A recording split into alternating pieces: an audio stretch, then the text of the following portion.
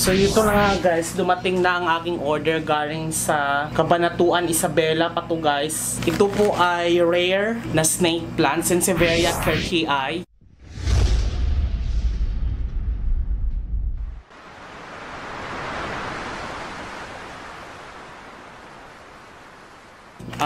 Or also known as coppertone. So nabili ko siya ng 500 pesos. Tapos, later on ko na nalaman na ako din pala mag-shoulder ng cash on delivery 205. Bayad ko na to ng credit card. Basta, scoop madibdibang storya ang naka-attach dito sa package na to galing Isabela. Basta, ayaw lang ikwento. Ayaw lang ikwento dahil ayaw kong magsalita ng masakit.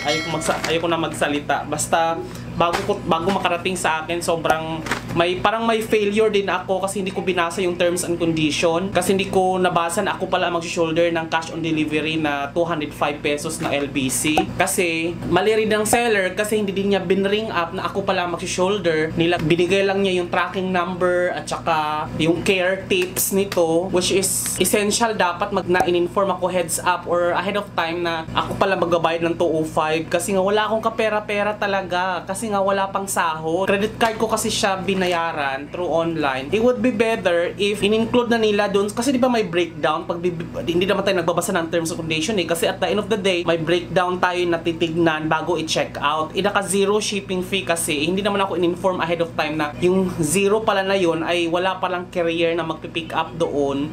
So, kaya sila yung mag-shoulder. Ako pala mag-shoulder ng ano. As in, well, mali ko rin kasi hindi ko binasa ang terms and condition. But again, hindi ko po habit ang magbasa ng terms and condition kasi if shipping fee is the topic, didiretso ka kasi sa breakdown. At saka, nasa Shopee tayo para hindi magbasa para mag-shopping. Yun lang naman. So, titignan ko to. Sobrang ayaw ko na dapat, hindi ko na dapat to tatanggapin pero kinulit ako nung LBC na pick upin ko na lang daw. So, since 1 minute lang naman, finorward pala to dito sa malapit na LBC. 1 minute distance lang, pinick up ko na lang, binayarin ko na lang 205 kasi hindi naman big deal sa akin na ako yung mag-shoulder ng 205. Basta lang talaga, hinets upan ako ahead of time kasi wala akong cash that time nung dineliver to. So yun yung nangyari. Basta, ikwento ko na lang. Sobrang excited pa naman ako nito talaga. As in, wala yung gana kong kunin yung item dahil sa nangyari. Dahil hindi lang naman ito yung nabili kong mga plants. Ang dami ko ng plants. Halos umabot na ako ng 5,000 sa kakabili ng plants. Tapos for the 200 pesos, diba? Hindi ko kayang i-shoulder. Kaya ko naman pero mas maigi kasi kung heads upan agad. Alam mo yun, transparent ang tawag doon, transparency. Kasi lalo na ganyan sa Shopee, Lazada, nasa breakdown kasi ang shipping fee, not outside sa transaction. So, ewan ko kung makakasurvive itong plant na to pero mabigat ang loob ko dito sa plant na to dahil sobrang excited ako dito nung una pero nawalan ako ng gana. Kukunin ko na lang kasi nga binayaran ko na eh. Sana yung mga seller huwag na nating i-blame yung mga hindi nagbabasa kasi nga lalo ng ganyan. Okay lang sana kung specification ng product ang usapan dahil babasahin talaga natin siya. Pero kung sa shipping fee kasi, didiretso kasi tayo sa breakdown ng transaction. Titingnan natin to. Hindi na ako masyado gano'ng ka-excited na alagaan tong plant na to.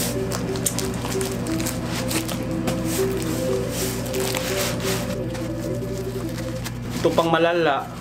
Dinicline ko na to, pinabalik ko na to sa seller, kahit bayad ko na, wala akong pakialam kung mabayad na, wala. Tapos after, nung sasama ng loob ko, order agad ako ng coppertone sa ibang seller, 250 naman yung nabili ko. Binayaran ko na din, paparating na rin yun, doble-doble na itong na-order ko. Okay, ito yung plant guys. 2 dahon.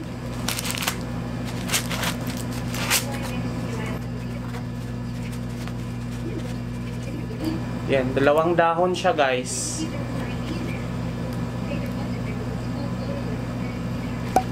Yan, copper tone siya.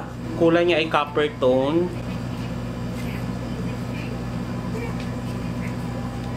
Ayun. Tapos may binigay pa sila na isang Sansevieria elephant, ano daw to? Free. This is free. Which is, I never asked to have a freebies. Whale fin daw to. Wellfin na hindi to Wellfin. This is Masoniana Wellfin. Ano daw to? Ibang klase daw to, elephant ear daw tong, malaki daw to pero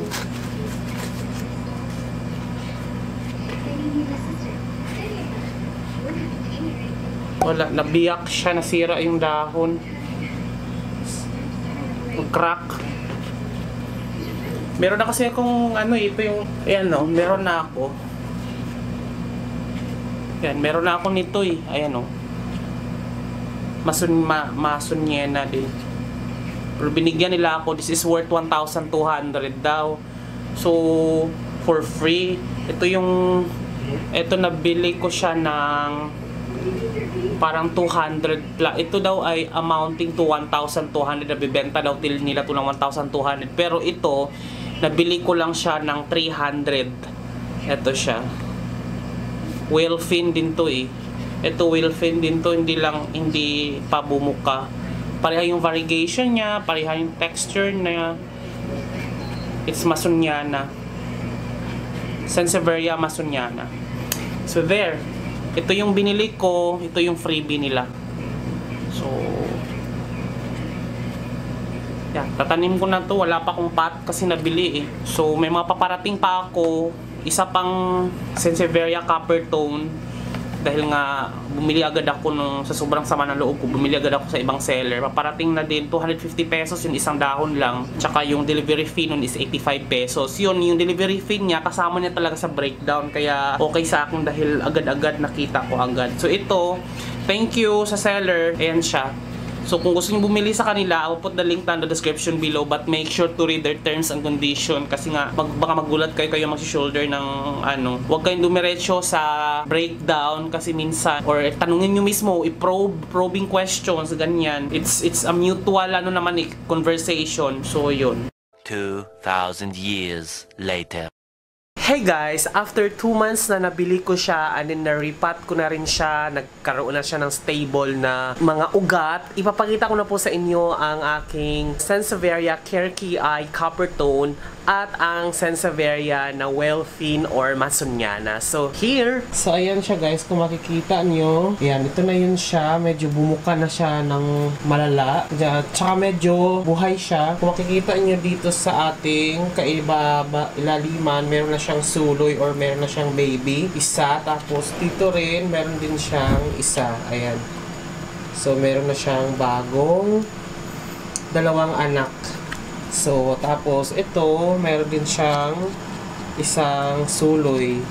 Yan siya. So, ang nagustuhan ko, kaya naku-curious ako para gusto ko magkaroon ng ganito dahil kahit papano, stressful talaga to bago makuha ko siya. Yung pakipag-deal ko sa seller na medyo rude din kahit papano yung seller talaga, as in. So, hindi nila naintindihan yung sitwasyon ko. So, pero ito kasi, sobrang natuwa talaga ako dito sa kanyang kulay dahil para siyang ahas talaga. Alam mo yun, tingnan mo to para siyang kulay yellow, copper talaga siya. And then, sobrang tigas niya talaga. Hindi siya nababali. Ayun Pag pinilit mo mabali, feeling ko magka-crack to. And then, nakakatuwa dahil meron na siyang anak ngayon. So, pwede ko na siyang padamihin. Pwede ko na itong ibenta kung may gustong bumili ng ganito. Yan, pinapabayaan ko lang siya. Neglect talaga siya. As in, pinapabayaan ko dahil pag nakatingin ako dito sa plant na to, naalala ko yung stress talaga. Hindi ako natutuwa sa plant na to dahil naalala ko yung stress bago ko to ma-procure with all the conversation with the seller na sobrang sakit magsalita ng seller talaga. Talagang it reminds me of the stress talaga. Kaya pinabayaan ko lang siya. Kaya siguro din tumubo siya dahil hindi na siya na-overwater dahil pinabayaan ko lang siya. Same thing with this. Ayan, ang tagal na to. After 2 months, ito na siya. Hindi pa rin siya bumukadkad pero hindi naman nasira yung dahon niya. Feeling ko lalaki pa to. Ayan siya. Pero naunahan na siya dahil ito, yan. Yung nakita ko. Diba, nagkaroon na siya ng anak. Ito na yung anak niya. Ayan Yan, so yan na yung pinaka-anak niya. So naunahan siya, hindi pa rin siya bumuka. Mukhang matagal-tagal pa to. Parang malaki nga yata to pero parang hindi ko pa alam kung anong itsura nito talaga. Kung pag ito'y tumudo ng pagbuka. Pero hopefully ibang klase to dahil sabi naman ng seller iba daw to Ito yung pinakita nilang free. Ayan. Tapos, di ba nabanggit ko sa inyo na dahil sa sama ng loob ko, on the same day, nag-purchase ako ng ibang copper tone. So, ito yung na-purchase ko, guys. Ayan. Yan, ito. So, buhay siya. Yan siya, oh. Iba yung itsura din niya. Para din siyang ahas, na copper tone. Gantong-ganto rin naman. Pero ito, isang dahon lang siya. Hindi pa nga siya hindi pa siya umugat. Feeling ko, uugat din to. Pero, nabayaan ko lang siya dahil isang dahon lang kasi ito eh. Hindi naman siya nasira, ganun pa rin. Hinahayaan ko lang. So ito, ganyan. So thank you so much sa panonood ng vlog na to at sana natutunan nyo dito sa vlog na to. Isa lang naman ang masasabi ko. When you are actually purchasing online, especially with Shopee, na walang delivery or hindi masyadong nadi-disclose, probe. Talagang probing question. Tanungin nyo kung kayo ba ang mag-shoulder ng shipping fee, yung logistic, may mga hidden charges ba? Kasi kailangan mo talagang alam mo lahat. And then, sa mga seller din naman, ang masasabi ko, sana naman maging transparent tayo. Let's build trust to our buyer. Kasi uulit at uulit yan at magre-recommend yan sila. For example, natuwa sila sa inyo. So, when it comes to the items, natuwa ko dahil nga buhay siya. Pero every time na nakikita ko kasi yung plant na to, it reminds me of the stress and then yung seller kung paano makikitungo, magsasabi, magsasalita. Alam mo yung pinagmumukha ako na walang pera kasi sinabi ko sa kanila na wala talaga akong pera that time nung pipick upin ko or tatanggapin ko yung delivery doon sa pintuan ko dahil kaya ko nga siya credit card dahil wala akong pera. So parang sinabi pa sa akin na hindi daw naniniwala siya dahil may credit card din daw siya, hindi rin daw siya nawawala ng cash. Well, not all of people na merong credit card ay merong cash dahil ganun ako, wala akong cash that time. Kaya nga ako nagbayad ng credit card dahil wala akong cash and then hindi kayo transparent na ako pala mag-shoulder ng LBC which is amounting to 205 which is kaya ko naman pero that time wala talaga akong cash kaya medyo nagulat ako kasi iba kapag yung gulat mo na ay ako pala tapos wala kang kapera-pera. So yun lang naman, yung lesson learned na lang siguro and then i-share ko sa inyo guys na sana maging vigilant din tayo when it comes to buying online kasi may mga hindi transparent talaga na seller.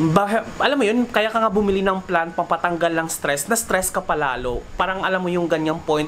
Hindi kasi maintindihan yun ng mga ibang seller kasi sell lang sila, benta lang sila ng benta without knowing the purpose of this buyer, why they are purchasing their product. Kasi tulad nito, kaya ako nagbumibili para pantanggal ng lungkot dito sa loob ng pagkaka-lockdown. Pero pag tinitignan ko yung plant, hindi ako natutuwa sa kanya. Kaya siguro nabuhay rin siya dahil nga nabuhay siya sa neglect. Talagang pinabayaan ko lang siya talaga. Medyo natuwa pa ako dito sa aking isang copper tone dahil ang seller nito sobrang bait at sobrang ang bilis kausap, transparent. Ganun naman talaga trust, transparency. Kasi let's meet halfway. Ganun lang naman. So thank you so much guys. Sana na marami kayo meron tayong mga kanya-kanyang shortcomings, meron tayong mga failure, meron tayong mali. Pero hopefully this vlog may teach you guys, might give you a lesson na in the future hindi mangyayari sa inyo yung nangyari sa akin. Well, thank you so much guys. This has been Jonathan Orbuda saying keep smiling because life is worth celebrating for. Bye! See you in my next vlog!